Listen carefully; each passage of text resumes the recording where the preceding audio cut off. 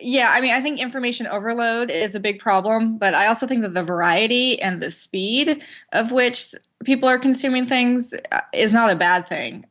Yeah, you could have spent Sunday morning with a real traditional, Sunday newspaper and have read the whole thing cover to cover, but I don't think everyone always did that anyway. And so now news is maybe finding them in places that you wouldn't expect, right? So it's kind of creeping into the how they interact with their friends online and how they interact with other people. So I think they're going to find it in other places. And that's kind of up to journalists and media professionals to figure out how to get that information in front of them.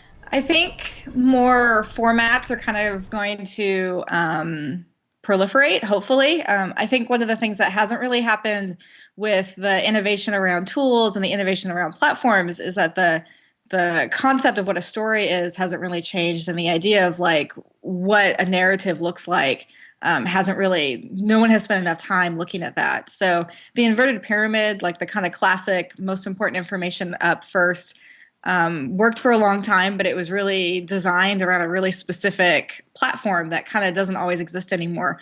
So my hope is that we can figure out ways to kind of disseminate this information um, in a way that is actually makes sense to how people live now. So no, I mean, I think reading a great long form story, that's always going to be around, but I think we just have to find I think there's just going to be other ways that people consume it. And that's okay too.